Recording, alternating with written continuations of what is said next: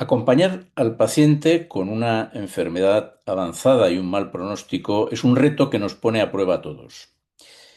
La primera tentación es escurrir el bulto. Tanto los familiares como los amigos evitamos las conversaciones y las preguntas comprometidas. Y por cierto, los médicos en el hospital pasan menos tiempo en las habitaciones donde el enfermo tiene un diagnóstico de enfermedad incurable. Cuesta esfuerzo, ¿eh? Es incómodo y no sabemos qué decir. Reconocemos con la mejor de las intenciones, no tengo palabras, ¿eh?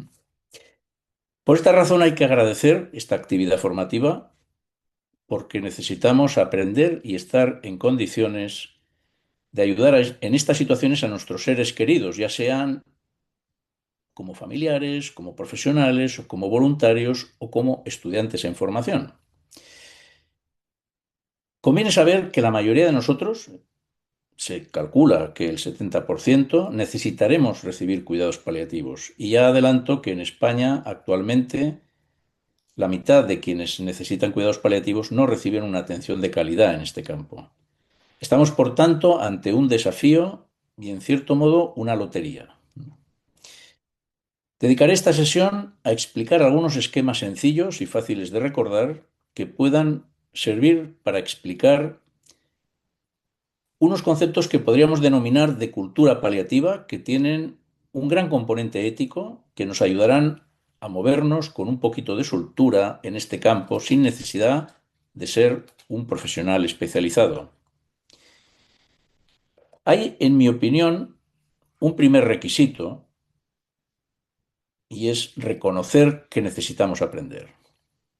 Esto es un paso que permite abrir la puerta al mundo del acompañamiento, donde podremos seguir pensando, no tengo palabras, pero ya con la convicción de que la sola presencia es más importante que las palabras. Se trata de decir sin palabras, pues eh, como decía Cecily Sanders, ¿no? Tú eres importante para mí y por esta razón estoy aquí. Quiero que sepas que puedes contar conmigo. Quiero, en primer lugar, hacer una reflexión sobre la compasión. Aclaremos que no nos interesa la idea de compasión que da el diccionario de la Real Academia Española, que es una definición que habla de sentir lástima, pena por el que sufre.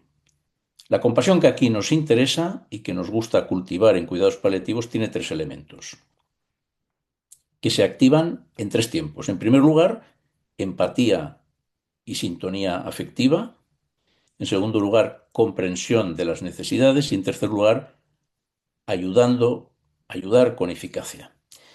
Claro, el primer punto, el primer tiempo de esta definición de compasión significa disposición, actitud, vibración emocional, conexión afectiva, cariño, poner el corazón.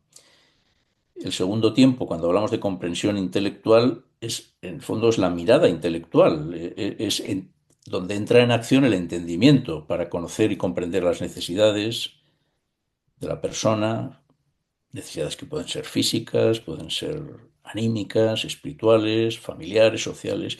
Y el tercer punto es el de la capacitación para resolver problemas y para encauzar soluciones. Por ejemplo, luego hablaremos un poquito más adelante, diremos unas palabras sobre la planificación anticipada de decisiones. Pues que eso es algo que hay que aprender a hacer y que es algo que va a contribuir de manera muy importante a la calidad asistencial. Luego, por poner otro ejemplo también muy prosaico, pero puede ser los conocimientos prácticos para el cuidado de la boca del paciente paliativo. Esto también hay que aprenderlo y es muy sencillo y está al alcance de cualquier cuidador, no hace falta ser un profesional. A continuación, quiero ofrecerles un esquema que es sencillo, fácil de entender y fácil de explicar sobre todo, porque a mí me gustaría que ustedes salieran de esta sesión en condiciones de explicar esto a otras personas. Hay que entender que la medicina puede ser curativa, preventiva, paliativa y satisfactiva. Entender la clasificación de estos cuatro tipos de medicina nos va a orientar mucho a la hora de el afrontamiento de las cuestiones éticas, por ejemplo. Les invito a que piensen un ejemplo de cada una de ellas, de las cuatro. Y mientras lo van pensando, ya les digo, medicina curativa, pues el mejor ejemplo, pues el uso de un antibiótico para curar una infección. Es decir, curamos la infección, desaparece la infección. Eso es curación. En medicina preventiva lo que hacemos es anticiparnos.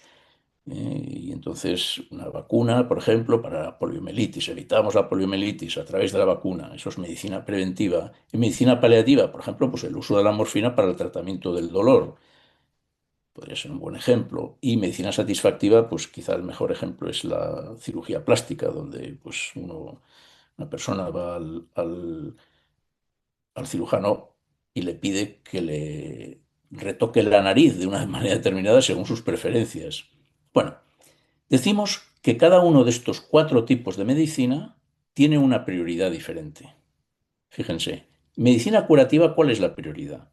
La prioridad es la supervivencia. Es decir, lo que buscamos ante todo es salvar la vida del paciente porque tiene curación. Entonces hacemos lo que sea necesario. Hacemos la intervención quirúrgica, ingresamos en la UCI, podemos ser muy agresivos. En medicina preventiva, ¿cuál es la prioridad? La prioridad es la anticipación, es decir, nos adelantamos a los acontecimientos y entonces, bueno, pues hacemos lo que sea para, incluso en el ámbito de los cuidados paliativos, hacemos, por ejemplo, prevención de las úlceras de decúbito. ¿Cómo? Pues anticipándonos, movilizando bien al paciente, etcétera. En el ámbito de la medicina paliativa cambia la prioridad. Fíjense, la prioridad es la calidad de vida, no es la supervivencia. No es que la supervivencia no nos interesa, simplemente que es una cuestión de prioridades. Y en las prioridades es donde nos jugamos muchas cuestiones éticas. Les propongo, siguiendo este esquema, que lo apliquemos a algo muy simple, muy sencillo, que es la anemia. No hace falta ser un experto, no hace falta ser un profesional para saber, es algo de cultura, ¿no? La anemia se mide por la hemoglobina. Cuando un varón tiene una hemoglobina por debajo de 14 gramos, decimos que tiene anemia. La mujer decimos por debajo de 12 gramos. Vamos a ver cuatro casos que tienen que ver con la anemia. Y les invito ya a que lo clasifiquen de acuerdo con los cuatro tipos de medicina. Entonces decimos que una mujer embarazada de 30 años tiene una hemoglobina de 12 gramos, por tanto, piensen, un momento, de los cuatro tipos de medicina a qué nos estamos refiriendo. De hecho, no tiene una anemia. ¿Qué hacemos con la mujer embarazada? Le damos hierro. ¿Por qué? Con un objetivo preventivo. Es decir, nos anticipamos para que no tenga la anemia. Con un varón de 40 años, el segundo caso, varón de 40 años previamente sano que ingresa de urgencia por una hemorragia digestiva alta, una úlcera sangrante, por ejemplo, entra en urgencias, hacen una analítica, hemoglobina 8 gramos, una anemia importante, muy importante. Incluso puede poner en riesgo la vida del paciente. ¿Qué hacemos? Pues, eh, ¿en qué categoría de las cuatro que hemos dicho antes situamos al paciente? Evidentemente, estamos en el ámbito de la medicina curativa. Tercer caso. Paciente de 60 años en fase terminal con un cáncer de gástrico en el domicilio que entra en fase preagónica, con una hemoglobina de 8 gramos, igual que la anterior. ¿En qué tipo de medicina nos estamos situando? Está claro, estamos en el ámbito de la medicina paliativa. Luego, en el cuarto caso ya es más marginal, que no nos interesa ahora detenernos, en el ciclista sano que pide que le pongan EPO para subir, para hacer la quebrantahuesos, etcétera. Bueno, esto sería casi un caso de dopaje, que sería medicina satisfactiva, que ahora no nos interesa. Ahora lo que quiero es poner el foco en el tercer caso, en el que decimos que situamos en el ámbito de la medicina paliativa, 8 gramos. Fíjense, la misma anemia que el anterior que situamos en el ámbito de la medicina curativa. Y aquí es donde vienen las decisiones. Y aquí es donde interviene también la dimensión ética de la toma de decisiones. Al paciente de 40 años con anemia, hemorragia digestiva, le ponemos una transfusión, por supuesto. Le ingresamos en la UCI, por supuesto. Si hay que operarle, se le opera. Se le hace lo que sea necesario. En el caso del paciente de 60 años que está en fase paliativa, en medicina paliativa, le ponemos una transfusión con la misma anemia. Les pregunto, si estuviéramos aquí en un coloquio, yo les pudiera preguntar directamente, les iría diciendo, decía, a ver, ¿usted qué haría? ¿Le pondría o no le pondría? Seguramente habría discrepancias. Unos dirán, ah, pues sí, otros dirán no. Y yo les contestaría, de acuerdo con el anterior esquema que les he ofrecido, pues va a depender de la calidad de vida. En el caso de la medicina curativa es preceptivo, es obligatorio ponerle la transfusión. Sin embargo, en el ámbito de la medicina paliativa, lo que va a marcar la prioridad es la calidad de vida. Si ese paciente se puede beneficiar en su calidad de vida de la transfusión, se la pondremos. Si ese paciente, para ponerle esa transfusión, resulta que está en fase peragónica, que hay que trasladarle al hospital, que hay que trastearlo de tal manera que es que le vamos a empeorar el final de su vida. Es, es probable que la decisión lógica y correcta y ética sea no ponerle esa transfusión. Fíjense, ¿no? Con la misma hemoglobina. Bueno, les presento otro esquema, también muy sencillo de recordar, que nos puede servir para fijar un poquito los conceptos que acabamos de comentar.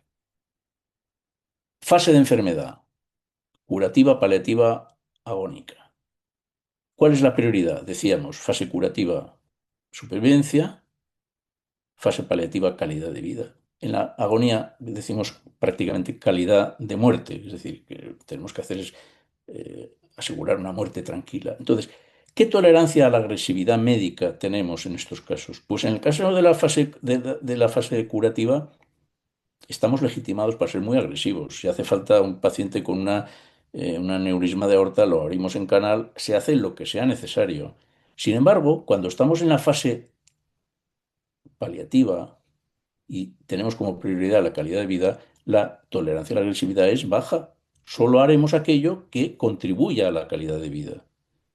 Y por tanto, mm, hemos ya fíjense, el otro día tuve vamos, que responder a una consulta, a unas dudas de una familia donde eh, se le había recomendado al familiar ya muy enfermo que no ponerle una transfusión en un momento dado, pues porque ya estaba muy avanzado, se decía que no era, que en esa fase no iba a contribuir a su calidad de vida. Entonces esa familia, que era una familia con muchas, unas firmes convicciones religiosas, etcétera, tuvo dudas sobre si aquello podía tener algo que ver con la eutanasia, es decir, que el hecho de dejar de poner una transfusión, ¿qué significado tiene? Eh, pues bueno, si tenemos claros estos conceptos, a mí me resultó muy fácil explicarlo con este esquema, ¿no? Vamos a ver, estamos en fase paliativa. Aquí la prioridad es la calidad de vida del paciente. Si esta transfusión le va a contribuir a su calidad de vida, es obligatorio ponerla con el consentimiento del paciente. Pero si no va a contribuir, es que incluso es contraproducente. Entraríamos ya en un concepto ético que quiero ya pasar a explicarles, que es el de la eh, adecuación del esfuerzo terapéutico. Aquí lo que decimos es que hay que adecuar, retirar, poner, quitar, no instaurar un tratamiento en función del pronóstico. Decimos que adecuación del esfuerzo terapéutico es la adaptación de los tratamientos a la situación clínica del paciente. Hasta hace pocos años era habitual hablar de limitación del esfuerzo terapéutico. Esto ahora mismo ha cambiado. eh, Se ha generalizado ya el uso del concepto de adecuación, porque se consideraba que lo de la limitación era algo que podía tener un componente negativo. Bueno, pues es mejor hablar de adecuación del esfuerzo terapéutico. Y decimos que es la regla de oro de la ética de los cuidados paliativos en estos momentos. Con este esquema yo creo que nos centramos bien, ¿no? Adecuación del esfuerzo terapéutico, entre los dos extremos de la obstinación o del abandono. Obstinación o encarnizamiento terapéutico, o diagnóstico también, consiste en la instauración de medidas no indicadas, desproporcionadas o extraordinarias con la intención de evitar la muerte en un paciente que es tributario de tratamiento paliativo. Y esto, en estos momentos, decimos que es una mala práctica médica y una falta deontológica, además, porque hay un artículo del código que dice claramente que el encarnizamiento terapéutico es contrario a la ética médica. ¿Cuáles son las causas de la obstinación o del encarnizamiento terapéutico? Las causas, entre otras, fundamentalmente son las dificultades en la aceptación del proceso de morir. Tenemos un problema social, ¿no? Cultural, que tenemos que ir cambiando, ¿eh? La muerte forma parte de la vida y hay que entender que llegará ese momento y no podemos pretender cavar trincheras en la carne del paciente intentando evitar lo inevitable. Y de hecho, pues decimos que en los hospitales, en nuestros grandes hospitales, quizá hay una cultura estrictamente curativa. No ha entrado todavía la cultura paliativa. Y de hecho, pues nos falta, a los profesionales falta formación y además tenemos, sobre todo, fallos de comunicación. Dentro de esa formación, uno de los temas más delicados y los que más tenemos que mejorar es en la comunicación. Decíamos que adecuación del esfuerzo terapéutico, en un extremo la obstinación y en el otro extremo el abandono. ¿Qué formas de abandono podríamos mencionar? A veces este abandono puede estar disfrazado incluso de de un ambiente hospitalario de gran excelencia, ¿eh? Pero, a veces, pero se dan a veces las situaciones de minusvalorar los síntomas del paciente, cuando al paciente se le insiste demasiado en no te preocupes, no seas exagerado, no te puede doler. Todo esto, ¿en qué se traduce? Pues en que se retrasan las demandas de ayuda. O sea, que cuando un paciente se queja de que tiene dolor, a veces se produce algo que, bueno, yo en clase a veces a los alumnos les digo, ¿no? Y a veces podemos participar en un diálogo, un auténtico diálogo de besugos, ¿no? Cuando el médico pregunta, bueno, ¿cómo va ese dolor después del tratamiento que le he puesto? Dice, doctor, me sigue doliendo. Dice, pues no le puede doler. Dice, oiga, pues es que a mí me duele, dice el paciente. Pues el médico insiste, pues no le puede doler. Pero vamos a ver, ¿quién es el que puede decir si le duele o no le duele? ¿Eh? ¿Qué ocurre? Que si nos empecinamos a veces en negar o no reconocer los síntomas del paciente, lo que hacemos es retrasar las demandas de ayuda. Es decir, si ese paciente lo que necesita es un cambio en la analgesia, lo primero que hay que hacer es identificar que el paciente sigue teniendo dolor, ¿no? Otro factor importante de abandono es el fracaso en la comunicación, la conspiración del silencio, el falsear la información. Y para eso se necesita, ya lo he dicho antes, una especial capacitación. Tenemos que respetar el derecho a ser informado o a no ser informado, pero bueno, hay que aprender a manejar estas situaciones. Y luego, eh, por último, la tercera forma de abandono que quiero mencionar aquí de una manera muy especial es el no utilizar la sedación paliativa cuando la sedación está indicada. Hablemos un poquito de la sedación. La sedación es la disminución deliberada de la conciencia del paciente con el oportuno consentimiento mediante la administración de los fármacos indicados y a las dosis proporcionadas con el objetivo de evitar un sufrimiento insostenible causado por uno o más síntomas refractarios. Un síntoma refractario es aquel que no ha sido controlado por una medida estándar, ¿no?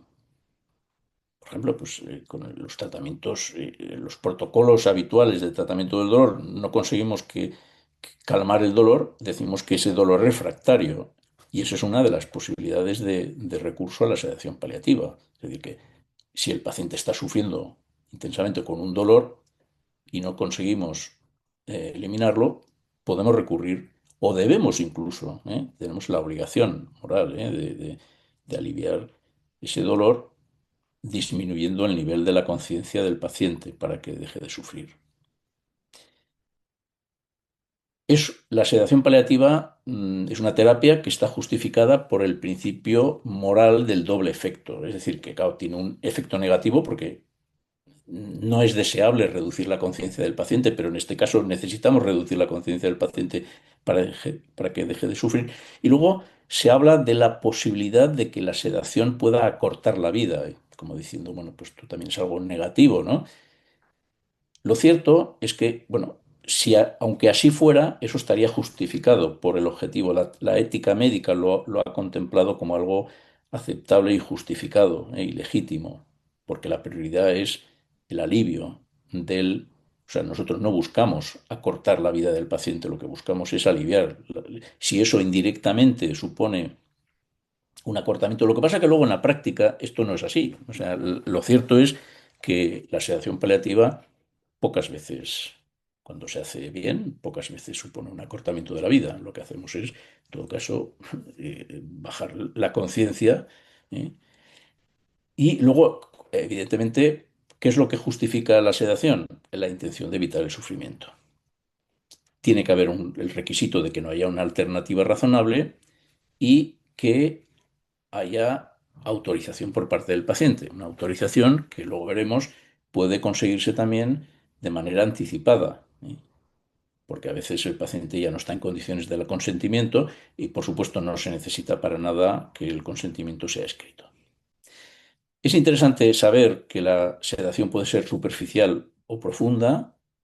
A veces es suficiente una sedación que deja al paciente en un duerme-vela como si estuviera haciendo la siesta, ¿no? Y a veces viene a visitarle un familiar y el paciente se despierta, saluda al familiar y se vuelve a quedar dormido. Una sedación superficial o profunda cuando es necesario, ¿no? Para aliviar el sufrimiento. Puede ser continua o intermitente. Por definición, la sedación es reversible, salvo que hagamos sedación en la agonía, porque se entiende que el paciente está falleciendo y en ese momento, si se seda al paciente, ya entendemos que ya no va a despertar. Hay una serie de criterios éticos en la sedación. Uno es que debe ser proporcional al sufrimiento, o sea, no puede ser más profunda de lo que el paciente realmente necesita. Hay que saber que la refractariedad que antes hemos comentado puede ser un criterio relativo, en cierto modo, por a lo mejor puede haber un dolor, por ejemplo, que en una determinada circunstancias puede ser refractario porque no hay manera de aliviarlo, pero que a lo mejor en manos de un buen conocedor, a lo mejor de un anestesista, de un experto en analgesia, a lo mejor ese tratamiento se puede manejar sin necesidad de recurrir a la sedación. Por eso decimos que es un concepto relativo, que hay que, bueno, puede estar sometido a la variabilidad de las circunstancias que rodean el paciente, el lugar en el que está ingresado, en el lugar en el que está viviendo, ¿no? Interesante también decir que al ser un tratamiento, cuando la sedación está indicada por un síntoma refractario, no cabe la objeción de conciencia por parte de los profesionales. Esto en algunos momentos, ahora yo creo que cada vez está más claro que no hay dudas al respecto y la formación de los profesionales ahora mismo este tema lo resuelven sin ningún problema, ¿no? Pero hace unos años, en algunos momentos se produjeron casos en los que había confusión ética al respecto. Es que no cabe la objeción de conciencia. Si está indicada la sedación, lo que hay que hacer es sedar. ¿eh? Otra cosa es que uno no esté o sea, no se sienta capacitado para hacerlo. Bueno, pues entonces hay que buscar a quien esté capacitado. Pero lo que no puede es uno escudarse en motivaciones morales. Otra cosa es que haya discusión sobre la indicación. A lo mejor yo puedo estar de acuerdo y a lo mejor un colega puede no estar de acuerdo en que esté indicada la sedación. Pero esta ya es otra cuestión. Luego, por último, con respecto a los criterios éticos, el consentimiento, decimos que Puede ser explícito, implícito o por representante, dejando constancia en la historia clínica, sin necesidad de que haya que firmar un documento. Interesante también desde el punto de vista ético, del análisis ético, la diferencia que hay entre sedación y eutanasia. Las diferencias pueden enmarcarse en tres puntos: en la intención, en el proceso y en el resultado.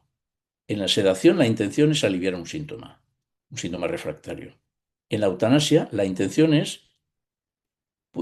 evidentemente, puede estar de fondo el terminar con el sufrimiento, pero la intención directa es el fallecimiento del paciente. O sea, la eutanasia se practica para terminar con la vida del paciente.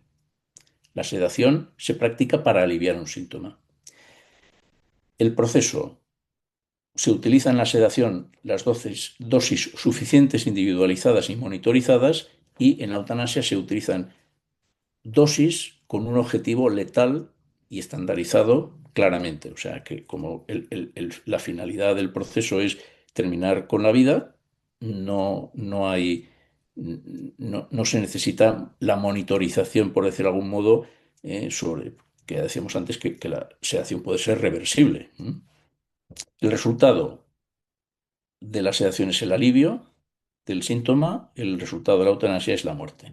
Bueno, estos son los tres criterios clásicos, o sea, las tres diferencias clásicas que siempre se ponen cuando se habla de la diferencia entre sedación y eutanasia. Paso ahora a hablarles de un concepto importante que hay que incorporar a la enseñanza en los profesionales, pero no solo en los profesionales, también en todos los equipos que de algún modo intervienen en la atención a pacientes eh, en fase paliativa, en personas mayores también, en las residencias, etcétera, que es la planificación anticipada de decisiones o de cuidados. Esto es la expresión del proceso de toma de decisiones anticipadas en un paciente capaz, informado, ayudado por el equipo asistencial acerca de la atención que desea recibir en posibles escenarios clínicos futuros sobre los que el paciente expresa sus preferencias para el caso en que ya no pueda decidir personalmente. Es decir, que se anticipa. ¿eh? Ante la previsión de que el paciente pueda llegar a necesitar sedación paliativa, el paciente da con antelación su autorización. Dice, mire, si se dan estas circunstancias y tienen que poner sedación, yo doy mi consentimiento. O si se dan estas circunstancias, yo no quiero ingresar en la UCI, o yo no quiero ir al hospital, o yo prefiero morir en mi casa, o yo prefiero morir en el hospital. La planificación anticipada de decisiones es el resultado de una deliberación, de una conversación estructurada con el equipo asistencial que se debe reflejar en la historia clínica. Y es una versión moderna y complementaria de las instrucciones previas o de las llamadas voluntades anticipadas, con una mejor adaptación al escenario clínico. Veamos, para remarcar un poco las diferencias, una breve historia de las instrucciones previas, voluntades anticipadas o testamento vital. Esto nace en los años 70 en Estados Unidos como eh, expresión de la autonomía del paciente. Dice, bueno, el paciente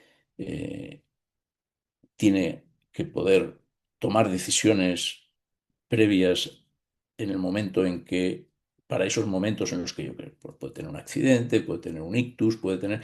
En ese se hace un documento previo, que es el equivalente al consentimiento, al documento de consentimiento informado ante la futura pérdida de capacidad sobrevenida o previsible.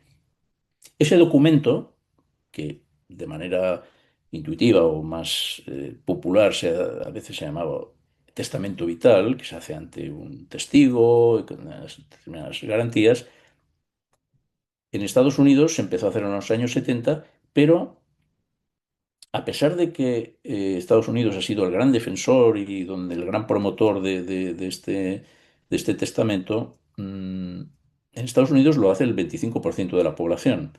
Y en España, donde llevamos ya bastantes años, llevamos ya pues más de 20 años promoviéndolo, eh, el porcentaje de la población es el 8 por mil. Esto es muy poco, muy poco. Y entonces hay un problema de aceptación social o por lo menos de operatividad. Y esto precisamente fue en Estados Unidos, donde en los años 90 nace el concepto de planificación anticipada de las decisiones, lo que antes les he explicado.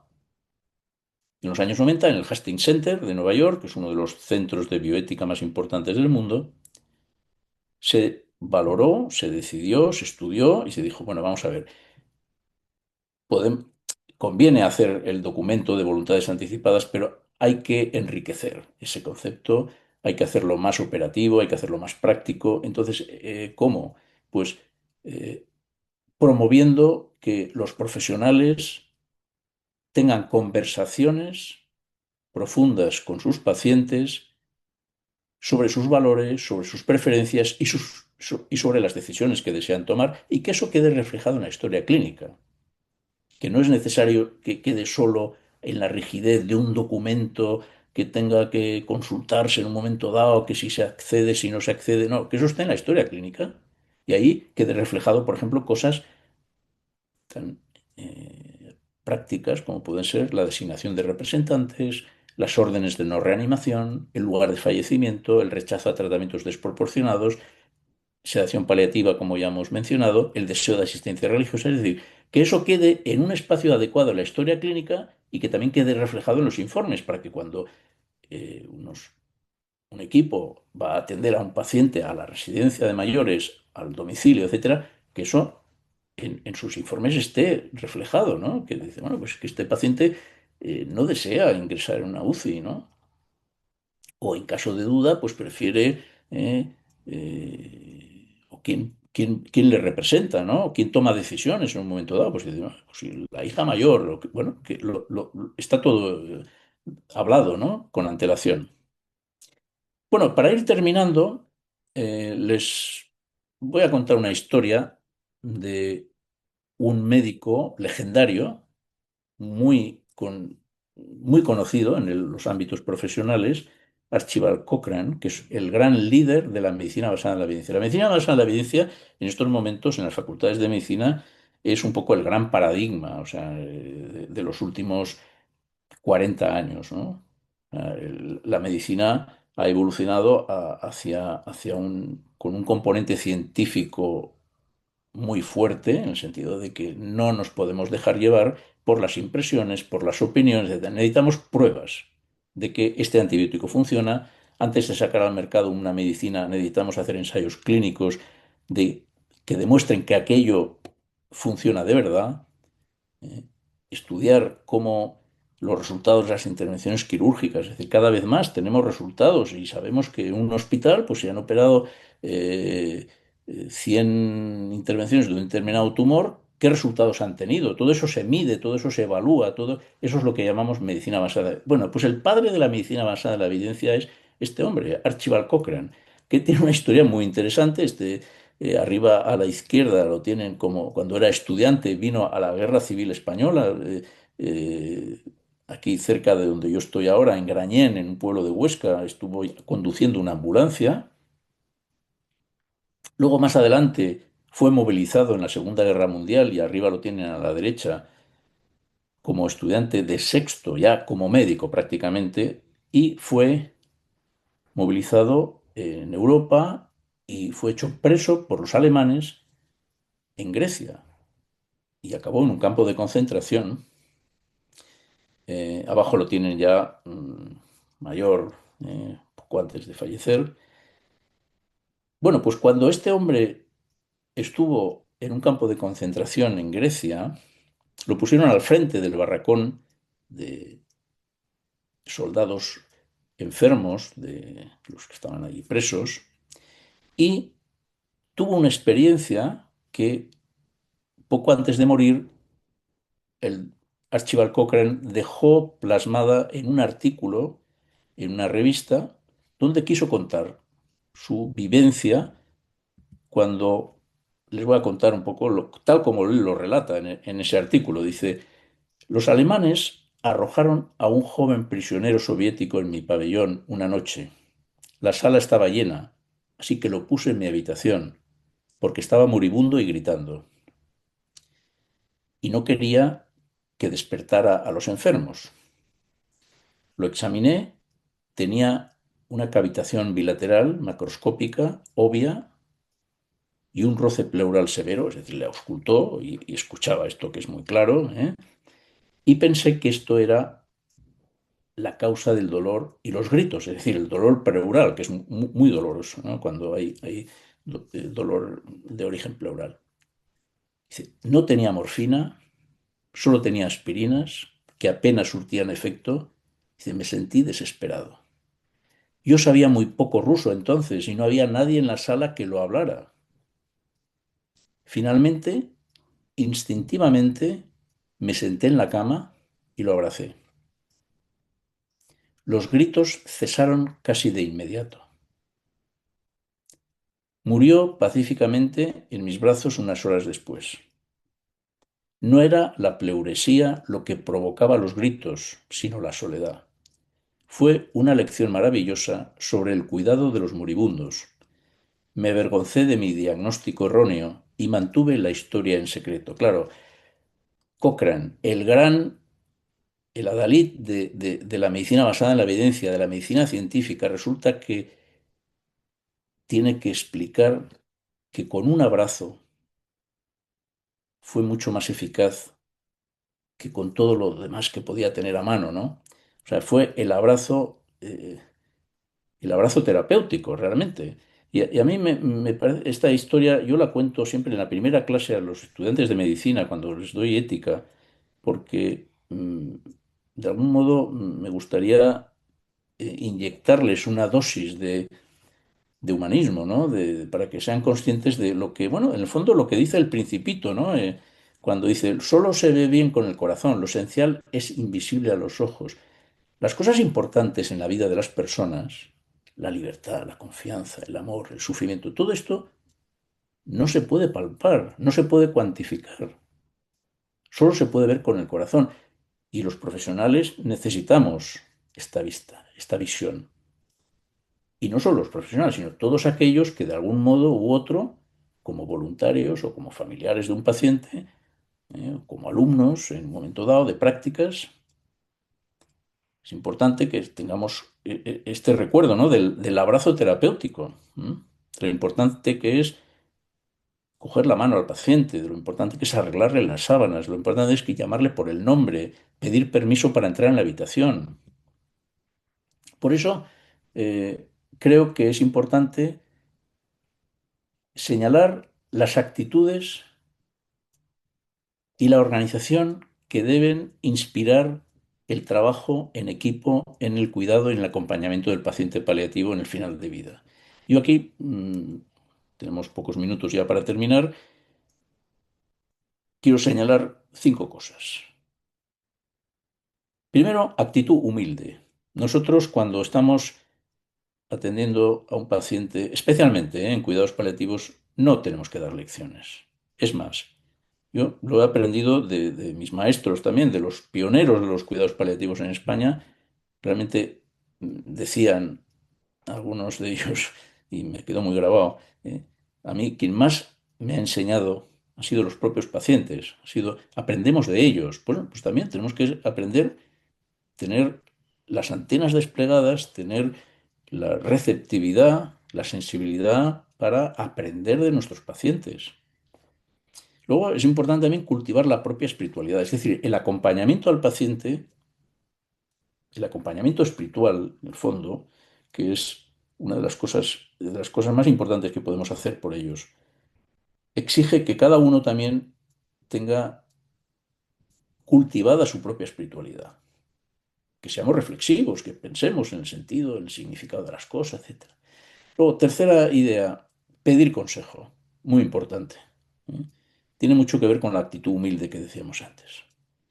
Luego, es importante también ser conscientes de que seamos voluntarios, participemos en una u otra organización de ayuda a pacientes mayores, pacientes paliativos, etcétera. Es importante tener una estructura organizativa básica que coordine con criterio.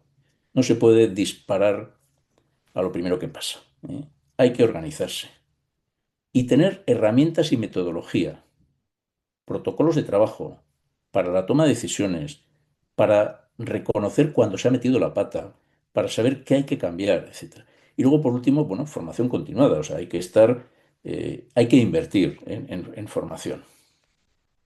De tal manera que yo esto lo sintetizaría diciendo algo que, bueno, puede parecer poco científico, ¿no? Pero a mí me parece que es un mensaje importante.